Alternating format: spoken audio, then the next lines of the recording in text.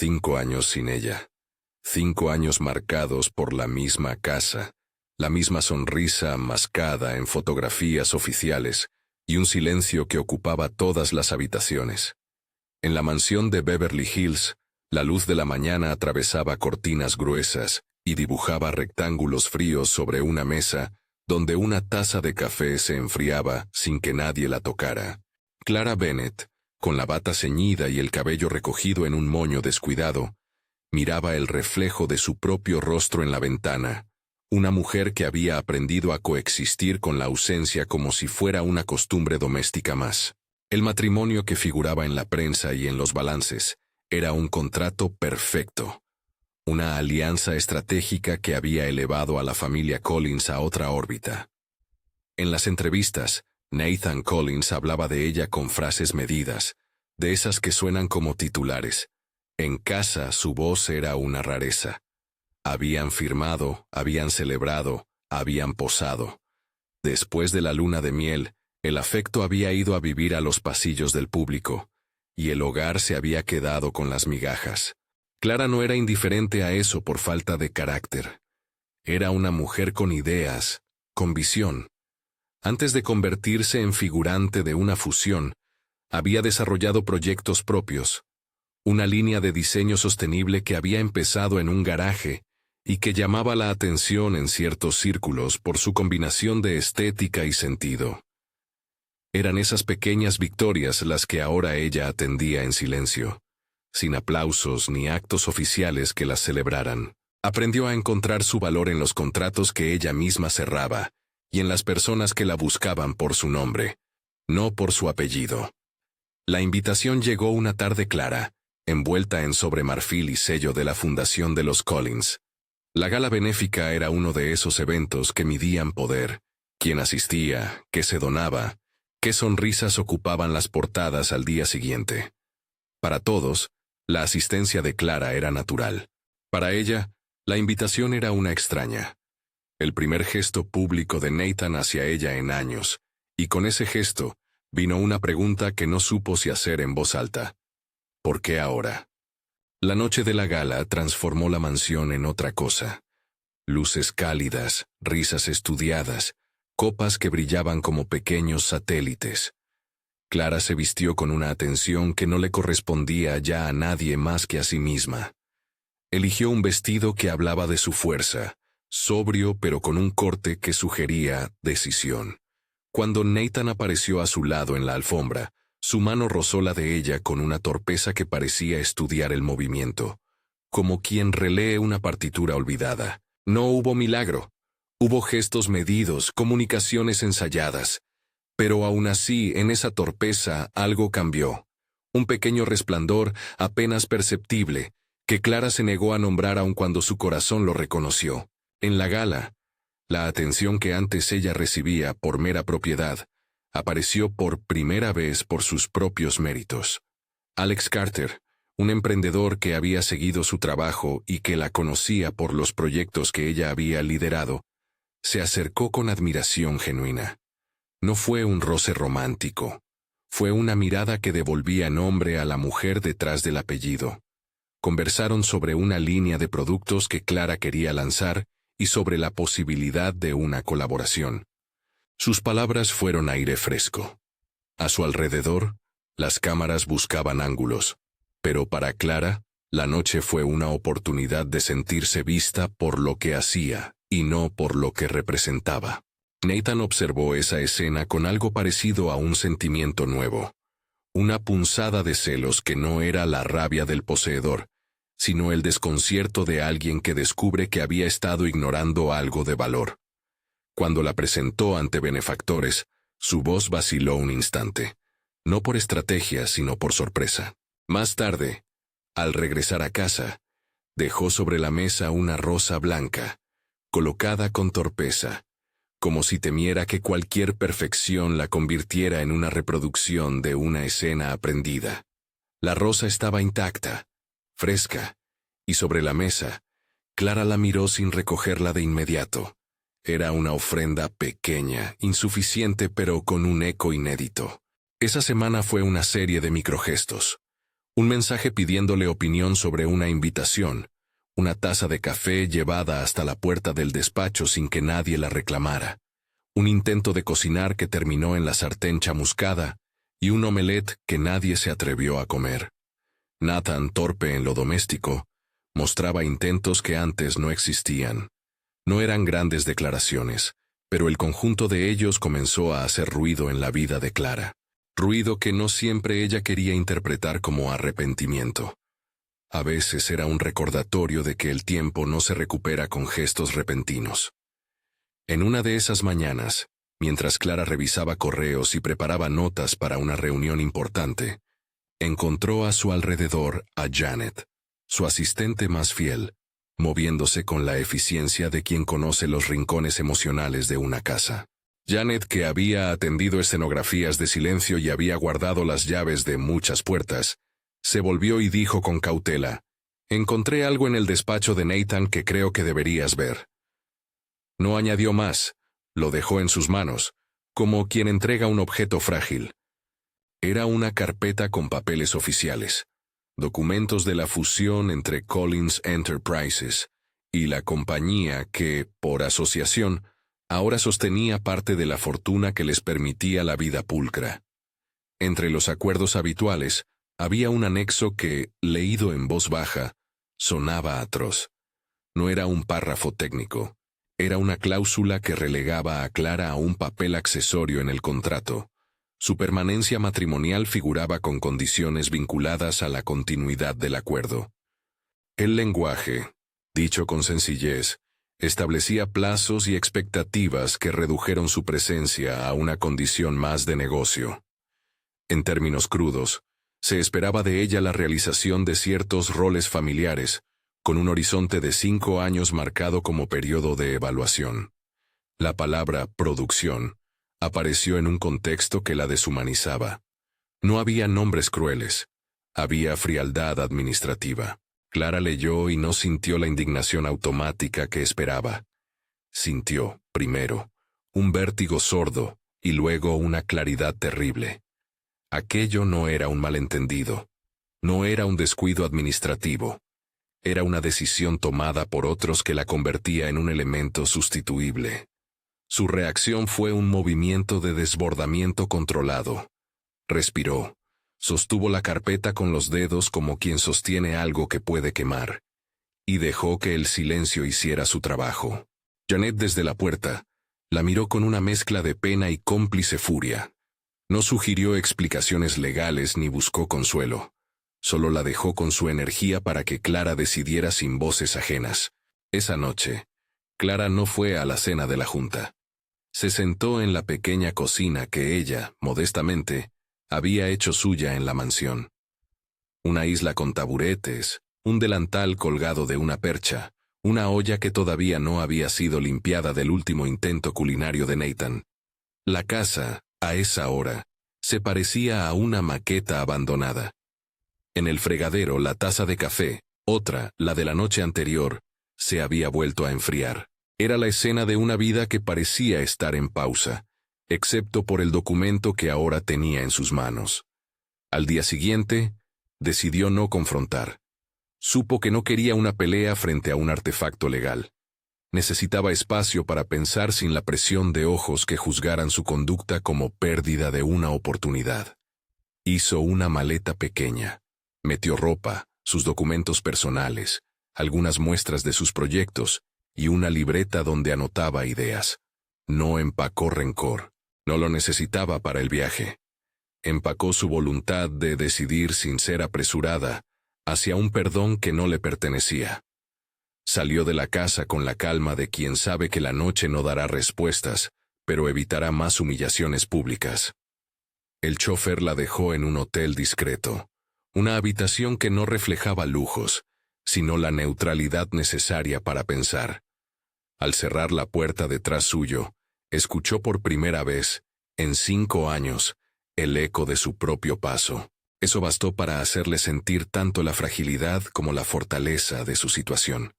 Mientras Clara corría aquel repliegue íntimo, Nathan despertó a una posibilidad dolorosa.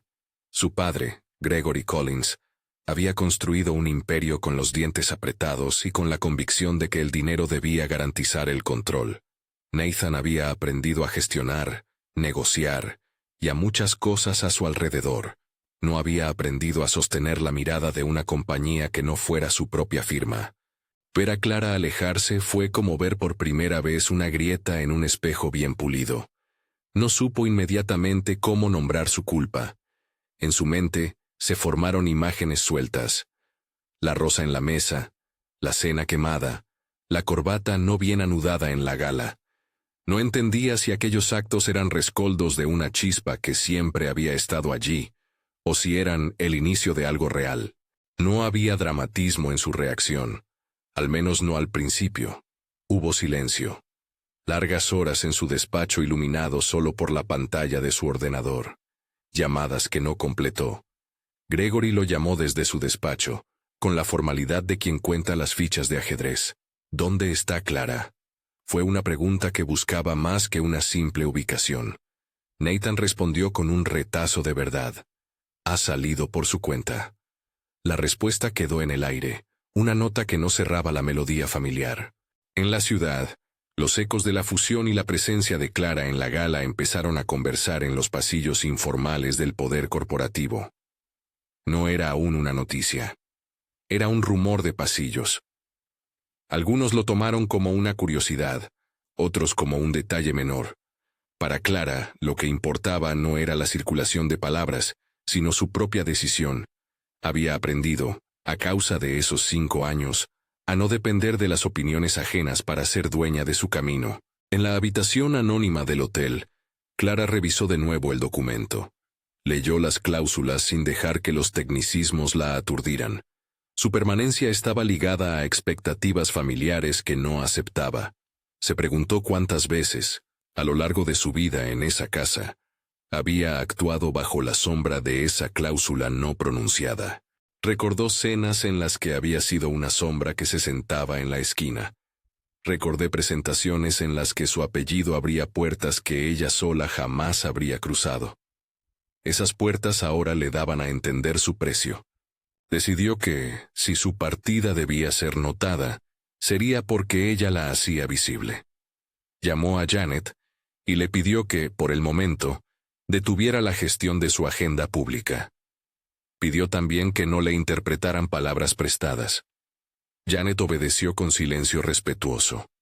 Antes de colgar, Janet dejó una frase que Clara guardó como un fósforo. No te vayas por miedo a ser reemplazada. Vete por miedo a quedarte donde te quieran como una ficha. El hotel fue un refugio y una sala de interrogatorio consigo misma. Allí, Clara dejó que el dolor se asomara en pequeñas ráfagas. Una canción que la sorprendió en la sintonía de la radio, el sabor metálico del café de máquina del lobby, la llamada de Alex para preguntar cómo estaba después de la gala. Hubo en esa llamada una ternura que no pedía nada, solo estaba. Si quieres, puedo pasar a traer algo de comer y hablamos de ese proyecto. Ella le agradeció pero declinó. No era momento de compromisos nuevos. Era momento de decidir sobre los viejos. Esa misma noche, Nathan recorrió la mansión casi como un visitante. Buscó su camisa en cajones que le parecieron ajenos. Encontró, sobre la mesita del salón, la rosa marchita que él mismo había dejado días atrás. La recogió, la sostuvo entre los dedos y vio cómo se deshacía. En su interior, algo hizo clic, la comprensión de que su indiferencia no era seudónima de amor. No le bastó la sensación. Quiso acción. No sabía todavía cuál. La decisión de Clara de marcharse no fue un acto impulsivo. Fue la consecuencia de una acumulación. Fue también un acto de autodefensa frente a una vida que la había vuelto silenciosa. No buscó venganza. No buscó humillar. Buscó aire. En su libreta anotó 3 cosas que debía recuperar: su autonomía, su voz pública, su dignidad. Escribió también la posibilidad de que, algún día, pudiera volver a elegir compañía, pero no bajo condiciones que prolongaran su instrumentalización. Esa última nota la dejó en blanco por un rato, como si la tinta necesitara valor para aparecer. En la mañana en que se registró en el hotel, en la calle, un fotógrafo recogió la silueta de una mujer saliendo de una limusina. La nota era una línea en la columna social. No hubo titulares crueles. Pero en la mente de Clara, ese pequeño eco bastó para cerrar un capítulo. Había cruzado una línea que le permitió mirar desde fuera su propia vida. Mientras tanto, la casa en la colina se fue quedando con la presencia de objetos. Un anillo en un cojín de terciopelo, una taza amargada, una misma corbata colgada. Nathan los miró con otro ojo. Empezó a entender que su familia tenía un precio que él nunca había calculado y que no sabía si estaba dispuesto a pagar. No era una cuestión de dinero, era una cuestión de estatura moral. Lo supo con la intensidad de quien descubre que una decisión de gabinete puede haber herido a un ser humano por 5 años. Esa noche, antes de que Clara cerrara los ojos en la habitación del hotel, escribió un mensaje sin enviarlo. No fue un reproche. Fue una lista de condiciones que ella plantó en su propio suelo. No más decisiones corporativas que definieran su cuerpo. Participación real en cualquier plan que la involucrara. Respeto por su voz en el espacio público. No firmó ese mensaje. No lo envió. Prefería que las palabras se asentaran y, si hacía falta, que volvieran como exigencias claras en el futuro. Del otro lado de la ciudad, Nathan repasó su agenda. Reuniones, llamadas, titulares. Entre todo, hubo un hueco que decidió llenar con una conversación consigo mismo. Aquella noche, se quedó en la mansión sin dormir. Abrió un cajón donde encontró un sobre de la boda con una fotografía suya y de Clara bailando. Observó la escena con atención. Ella estaba feliz en la foto, con una risita contenida.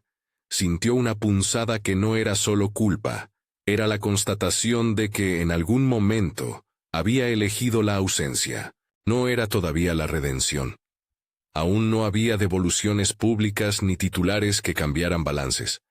Era solo un hombre que, por primera vez, se enfrentaba a la consecuencia humana de sus omisiones. Tenía miedo, sí, pero también una determinación que no sabía muy bien de dónde venía, porque en esa falta de preparación se vislumbraba algo que podría convertirse en compromiso si se forjaba con acciones coherentes. En la habitación del hotel, Clara se quedó despierta más tarde que de costumbre. Miró la ciudad como se mira un atlas que promete un regreso distinto. No buscó consuelo en la esperanza, buscó claridad. Sabía que la decisión que tomara en los próximos días sería definitiva en términos de su dignidad. No quería que su historia fuera la de una mujer que volvía porque se le ofrecía un arreglo. Quería que fuera la de alguien que eligiera volver por reconocimiento y alianza, no por necesidad. La mañana siguiente aguardaba con sus propios nervios, llamadas por resolver, una reunión con un abogado de confianza solicitada por Janet, la necesidad de hablar con personas que no se dejaran seducir por un apellido. Pero antes de todo eso, Clara cerró el cuaderno y, por primera vez en años, se permitió respirar sin pensar en el protocolo de la cena, sin calcular la reacción de las cámaras. Era un respiro que sabía a comienzo y no a final. En la distancia corta que separaba la mansión del hotel, el mundo seguía su marcha. Autos que pasaban, titulares que se imprimían en silencio. Gente que, sin saberlo, era parte de esa historia por haber trabajado en la misma empresa, por haber asistido a la gala, por haber intercambiado una mirada con alguno de los protagonistas. Las piezas estaban en movimiento, y nadie aún imaginaba que la decisión de una mujer llevaría a un hombre a cuestionar todo lo que creía inamovible. Había mucho por venir. Confrontaciones, audiencias internas, decisiones públicas, rostros que cambiarían de color frente a una idea inesperada. Pero en ese momento, entre la luz pálida del hotel y la casa que empezaba a sentir la falta, el presente era una cuerda tensa. Clara la sostenía con los dedos temblorosos y la mirada fija en un horizonte que no iba a ceder ante lo cómodo, ni ante lo heredado. Nathan, por su parte, iniciaba un recorrido que todavía no tenía mapas. No sabía si las acciones que imaginaba serían suficientes, ni cómo sería perdonada la demora. Sabía, sin embargo, que ya no podría mirar hacia otro lado. La historia, como buena materia, requiere tiempo para sedimentar. Los gestos que vendrían no serían instantáneos. Pero al cerrar la puerta del hotel y apoyar la espalda contra ella, Clara sintió algo que no había sentido en años: la posibilidad de decidir. En realidad, esa posibilidad siempre había existido. Lo que había cambiado era la voluntad de usarla. En la ciudad, la noche se llevó la última luz de la gala y dejó a dos personas separadas por una casa, por decisiones y por años. El reloj había marcado el comienzo de algo que sería, en su medida, impensado. Había mucho por venir: confrontaciones, audiencias internas, decisiones públicas, rostros que cambiarían de color frente a una idea inesperada.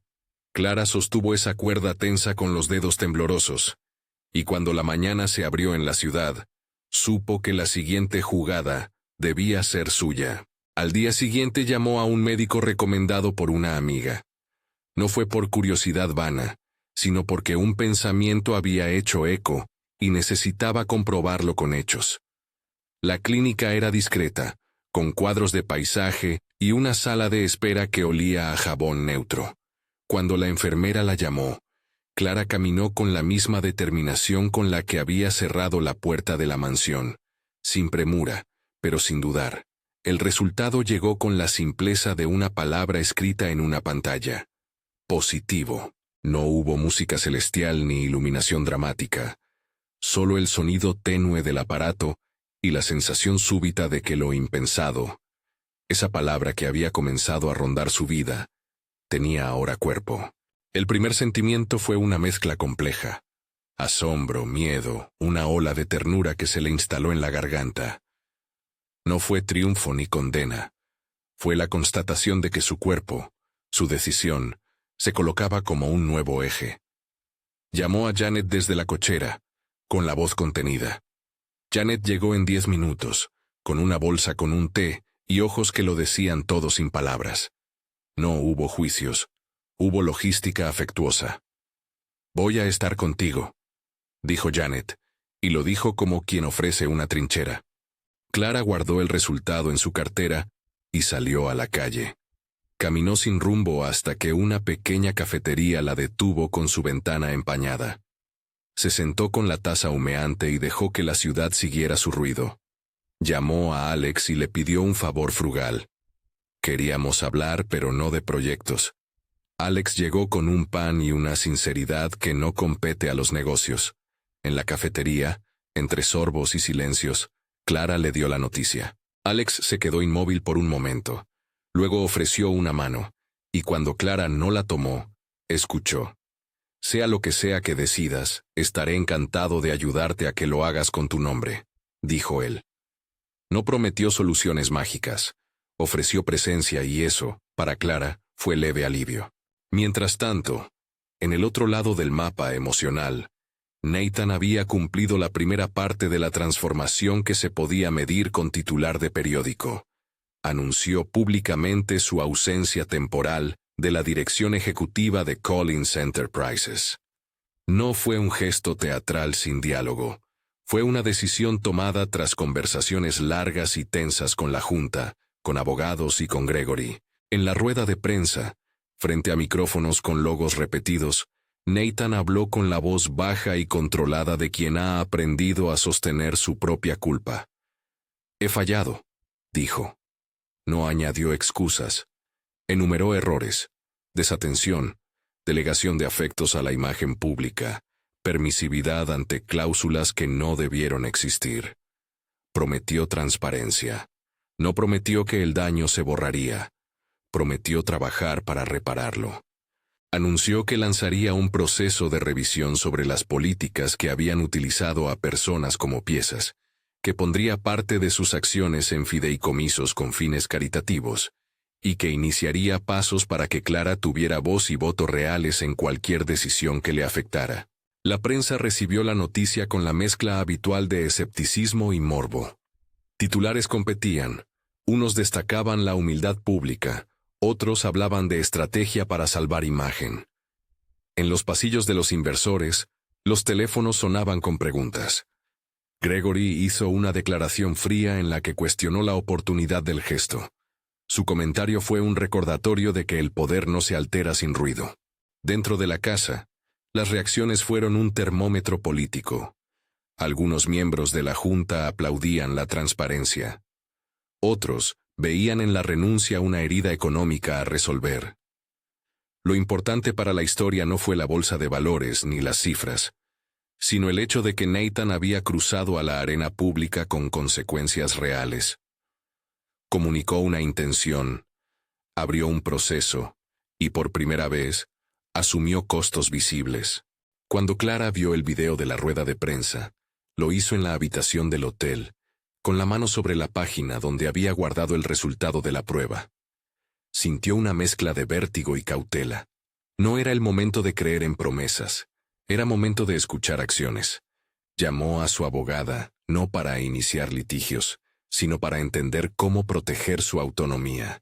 Fue precisa en sus requerimientos, que cualquier movimiento en los próximos días se consultara con ella, que no se tomaran decisiones sobre su cuerpo, ni sobre su posición pública sin su consentimiento, que su nombre se usara por lo que hacía, no por lo que representaba.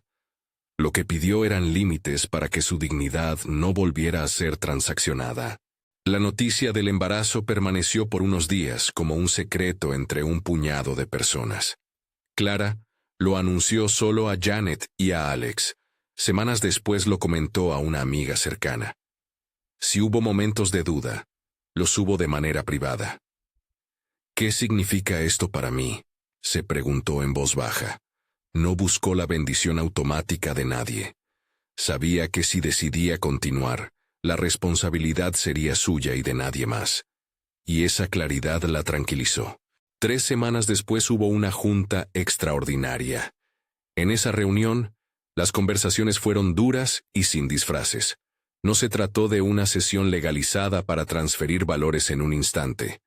Fue un proceso de negociación donde Nathan presentó su intención formal de reducir su control operativo y de redirigir parte de su paquete accionario a fines que reflejaran compromisos sociales, al tiempo que proponía la creación de una nueva entidad empresarial que agrupase los proyectos sostenibles y de diseño en los que Clara ya trabajaba.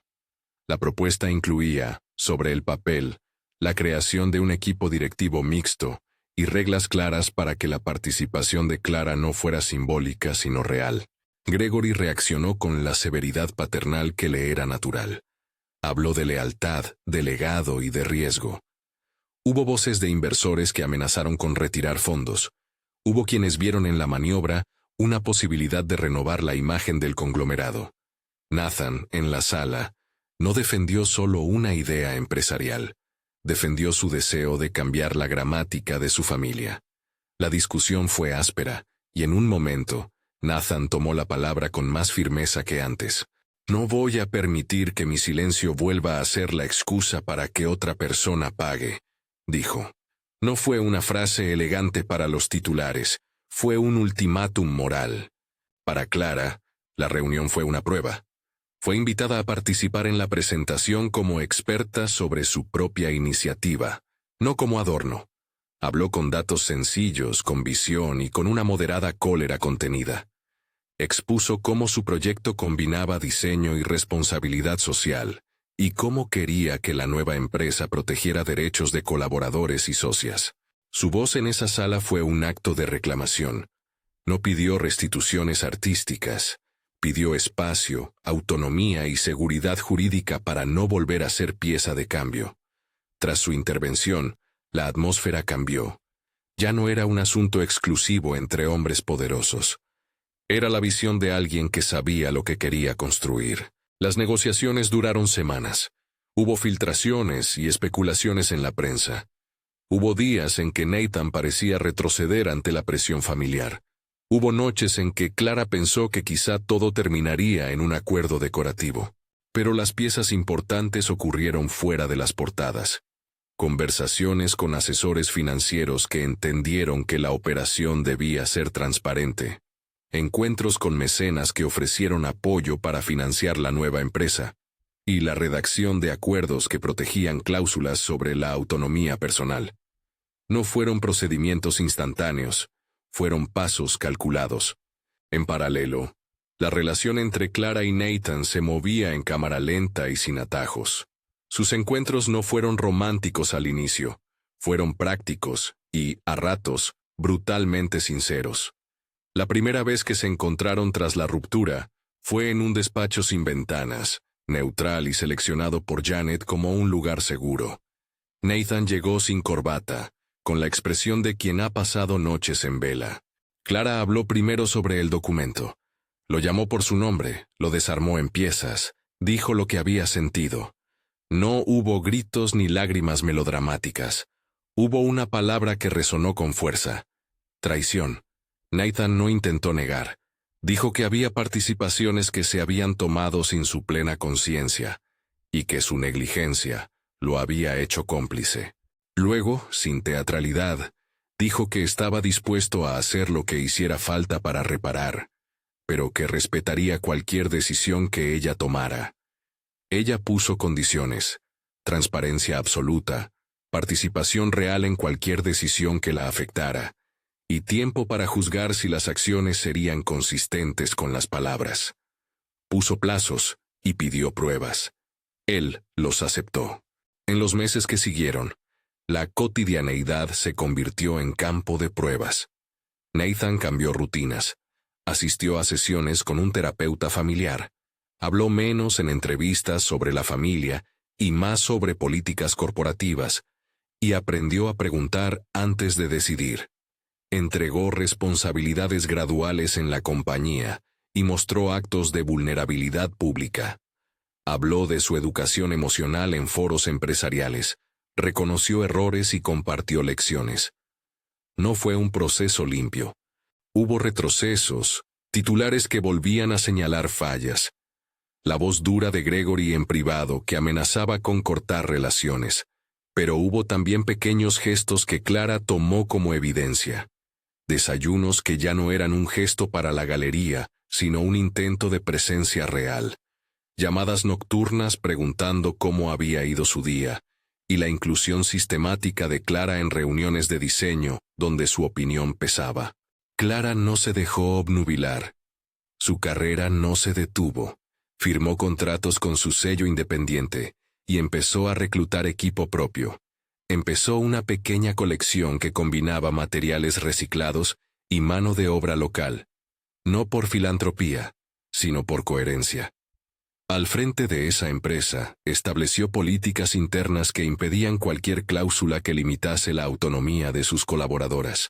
Sus acciones fueron declaraciones públicas y privadas. La coherencia entre su palabra y su obra la mantenía firme ante la posibilidad de volver a un vínculo que la igualara. El embarazo avanzó con su propia cronología íntima. Hubo días de mareo y días de energía extraña. Hubo la primera ecografía, en la que Clara, con Janet a su lado, vio una pequeña sombra que flotaba como un secreto en la pantalla. Lloró en silencio, pero no por la necesidad de ser rescatada. Lloró por la extraña ternura de esa vida en gestación, por la responsabilidad súbita, y por la certeza de que su decisión la pondría a prueba. Decidió que no ocultaría al mundo lo que era suyo, y al mismo tiempo, que protegería el proceso. No permitió que la prensa tuviera acceso sin su consentimiento. Seleccionó una entrevista para explicar que su embarazo era una noticia personal y que agradecería privacidad. Cuando la noticia se volvió pública, generó una catarata de especulaciones. Algunos titulares especularon sobre una reconciliación inminente, otros sobre maniobras para mejorar imagen empresarial. Clara no respondió con declaraciones largas. Publicó una foto pequeña, sus manos sosteniendo una taza de café y la leyenda sencilla: pronto, cuidando. No era un anuncio de romanticismo, era un ejercicio de control narrativo. Mientras tanto, Nathan seguía pagando costos. La bolsa reaccionó con sacudidas, Algunos miembros de la junta renunciaron, otros se alinearon con la idea de un nuevo rumbo. Gregory se retiró temporalmente de algunas comisiones, evitando la exposición pública pero haciendo sentir su desaprobación en reuniones privadas. Para Nathan hubo insultos y voces que cuestionaban su cordura comercial. Para Nathan hubo, también, aliados inesperados. Empleados que vieron en su gesto la posibilidad de una ética distinta. Esos aliados se convirtieron en cómplices silenciosos que facilitaron cambios internos. El día en que Clara decidió volver a la mansión, no fue un acto de sumisión ni de vuelta al pasado. Fue una decisión estratégica y emocional. Fue a una reunión formal para firmar la constitución de la nueva entidad. Una empresa conjunta con una estructura que protegía la autonomía individual, que incorporaba cláusulas de sostenibilidad y que establecía, además, un protocolo para la participación de cualquier socio en asuntos personales. La firma fue pública, sí, pero no fue celebratoria. Clara estuvo seria, elegante y breve. Cuando alzó la pluma y firmó, sintió el peso de su nombre escrito como quien marca el contorno de un nuevo mapa. La convivencia, sin embargo, no regresó de inmediato a la normalidad. Había nervios, tensiones y gestos que todavía eran necesarios. La primera semana en la que decidió pasar más tiempo en la mansión, guardó un ritual. Le pidió a Nathan que no intentara gestos grandilocuentes. Le pidió pequeños acuerdos. «Haz 3 cosas al día por las que no tengas que explicarte después», le dijo en la cocina. Él entendió el símbolo. El primer día lavó los platos sin que ella lo pidiera. Quemó el omelette otra vez, pero esta vez, al terminar, se rieron y comieron lo que estaba bien. La cocina no se transformó en una escena de película, se transformó en un taller de confianza.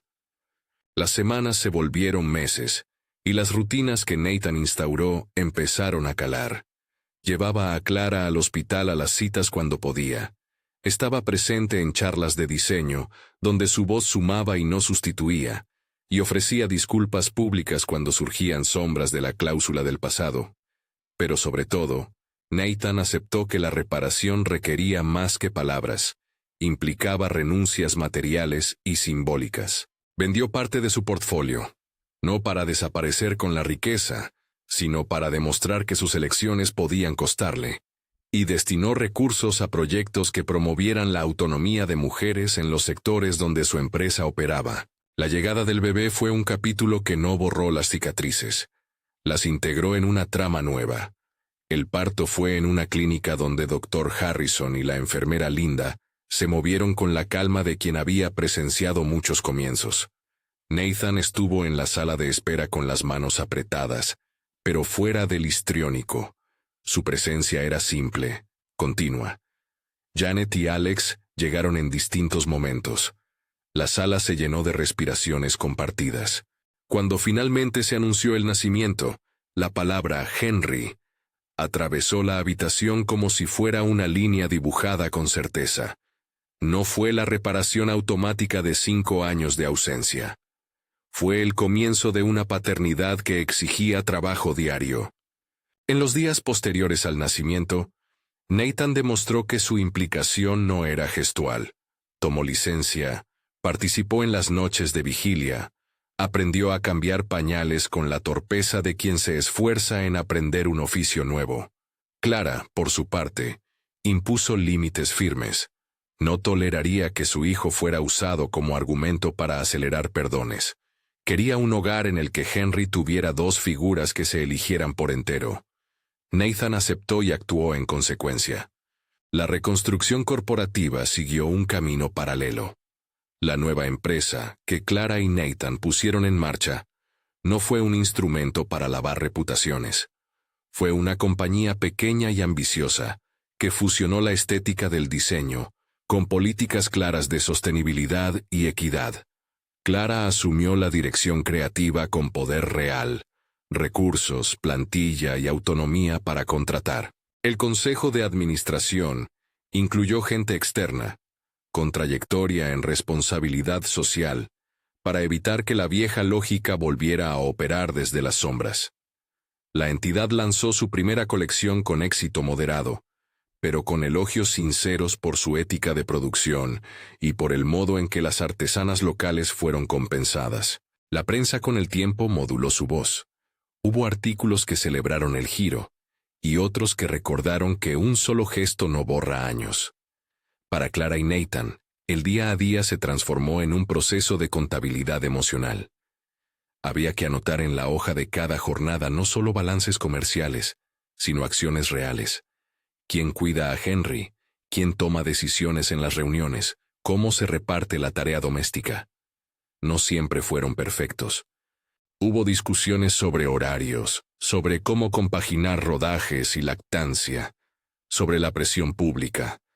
Pero fueron discusiones donde ambos se sentían autorizados a participar. Un año después del anuncio, organizaron una pequeña ceremonia en el jardín de la mansión para renovar votos. La idea partió de Clara, no porque creyera en explicaciones grandilocuentes, sino porque quería marcar públicamente una nueva forma de estar juntos, con acuerdos explícitos y testigos que no fueran solo de la élite social. Invitó a amigos íntimos, a Janet, a Alex y a algunos colaboradores de la nueva empresa.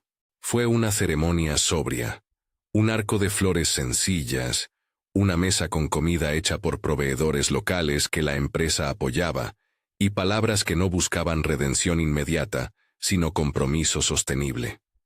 Cuando llegó el momento de hablar, Nathan no se arrodilló en un gesto de película convencional. Se puso frente a Clara y habló con la voz de quien había aprendido a medir sus actos más que sus palabras. Dijo: «No te voy a prometer que nunca fallaré. Te prometo que voy a rendir cuentas, que voy a escuchar, que voy a trabajar cada día para que estemos eligiéndonos y no repitiendo viejas prácticas». Clara respondió con una lista de límites vivos: participación económica y creativa, reglas de transparencia, el compromiso de consultar y no decidir unilateralmente. Luego, sin fanfarrias, se dieron las manos. No fue un final de cuento perfecto, fue un acuerdo adulto. Los meses que siguieron al nacimiento de Henry fueron un montaje de pequeñas victorias. La empresa creció con una propuesta de valor clara. Las colaboraciones con artesanas locales dieron frutos. La reputación de Clara como emprendedora sólida se consolidó. Nathan encontró nuevas formas de liderar sin imponer. A pesar de todos los avances, la familia mantuvo herencias que requerían trabajo. Gregory no desapareció del todo. Su desaprobación permaneció en gestos y silencios. Pero esa tensión no fue ya la fuerza dominante en la casa. Había, por encima de todo, una nueva red de relaciones que sostenía la vida familiar y empresarial. Los exámenes de coherencia siguieron. En una reunión del consejo, un inversionista propuso un plan agresivo que chocaba con los valores fundacionales de la empresa. Clara se levantó y explicó por qué ese plan no cabía en su hoja de ruta. Habló no como la esposa de un fundador, sino como la directora creativa con voz propia. No fue fácil. Hubo presión por resultados económicos y por fama. Pero su capacidad para sostener esa postura consolidó una regla que se convertiría en sello. Las decisiones que afectaran al personal y a la producción tenían que pasar por un filtro ético. La normativa no era un capricho, era la defensa de aquello que le había costado a Clara demasiada dignidad. En los aniversarios que siguieron, la familia no escondió los recuerdos difíciles. Los nombraron en conversaciones nocturnas, contaron qué aprendían y cómo evitaban repetir patrones. Henry creció con una presencia paterna que había aprendido a escuchar, y con una madre que no delegó su autoridad. La nueva casa no era la de antes. Las paredes tenían fotografías que no eran solo de eventos sociales, sino de viajes de trabajo, de visitas a talleres, de reuniones comunitarias. La galería de la mansión fue llenándose de otro tipo de imágenes, menos pulidas, más humanas. En el plano público, la historia de Clara y Nathan se convirtió en un caso estudiado, un ejemplo imperfecto de cómo las relaciones de poder pueden ser renegociadas. Consultores y académicos debatían sobre el gesto de Nathan, si fue estrategia o arrepentimiento. Pero para quienes vivían la relación, la pregunta no era esa. La pregunta era si las acciones diarias consolidaban un nuevo modo de convivencia. Y en eso, lentamente, los hechos empezaban a responder. Al final, lo impensado no fue solo que Nathan regresara. Lo impensado fue que su regreso no exigiera la vuelta a un orden anterior, sino la creación de uno nuevo. Fue que la noticia del embarazo transformara la escala de las decisiones y obligara a ajustar prioridades. Fue que Clara, lejos de ser un trofeo rescatado, se convirtiera en socia, en líder y en madre con voz propia. Esos matices eran los que definían la palabra regreso en su caso. No una restauración automática, sino una reinvención acompañada de costos y obligaciones reales. Los años siguientes se dibujaron como un montaje de aprendizaje constante. La nueva empresa abrió sucursales con criterios sostenibles. Su catálogo incluía créditos obtenidos de proveedores que trabajaban con condiciones justas. La prensa ahora escribía sobre colaboraciones sociales, sobre la colección que empleaba a mujeres de un barrio periférico y sobre la fundación que destinaba recursos a educación para niñas. La familia, por su parte, se mostraba menos en alfombras rojas y más en la comunidad. Asistían a inauguraciones de talleres, supervisaban programas educativos y participaban en debates sobre ética empresarial. Henry creció con un par de rituales. Los domingos, Clara le enseñaba a identificar materiales y a valorar la mano de obra detrás de un objeto.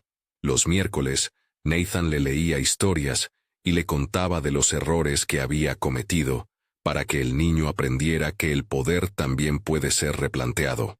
No todo era idílico. Hubo momentos de tensión pública, críticas que apuntaban a incoherencias, y días en los que el cansancio hacía que las discusiones fuesen más intensas. Pero la narrativa dominante ya no era la de los 5 años de ausencia. Era la de una familia que, habiendo sufrido un vacío, decidió construir otra cosa. Una tarde de primavera, Clara caminó por el jardín donde meses antes se habían renovado votos. Observó las azaleas que brotaban y pensó en la mujer que había sido cuando recibió la invitación a la gala. Recordó la soledad de esos años y el acto que la había llevado a abandonar la casa. Sonrió con cierta melancolía. No estaba ahí para cerrar heridas con frases fáciles. Estaba ahí para constatar que la decisión de usar su voz había cambiado el curso de su vida. Se sentó en un banco y dejó que Henry, con manos llenas de tierra, plantara una semilla junto a ella. Era un gesto sencillo, la metáfora de plantar y esperar. La historia que comenzó con 5 años de ausencia terminó para muchos en la celebración de una familia reconstruida.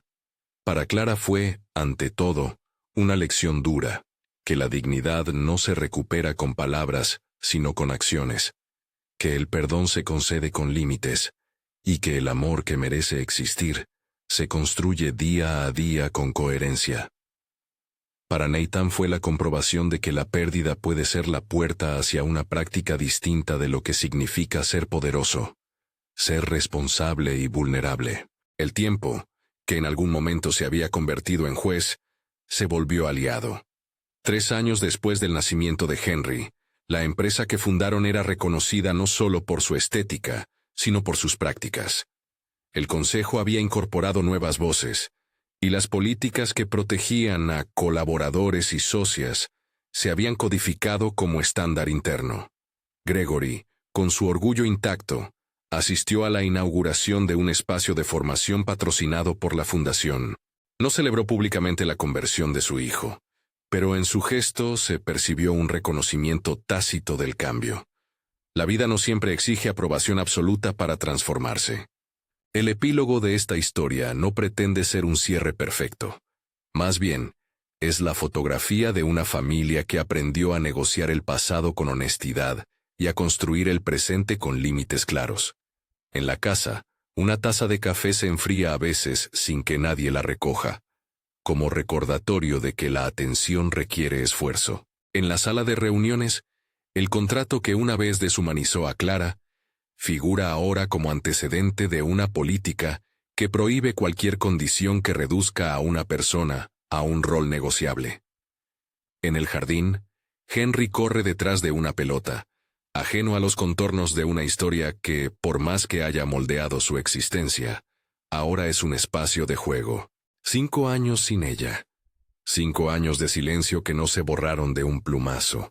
Lo impensado fue que ese silencio marcara un punto de inflexión, que la ausencia fuera el motivo por el cual un hombre eligiera perder privilegios, que una mujer encontrara la manera de convertir su dolor en proyecto, y que, en medio, naciera una vida que obligó a replantear prioridades.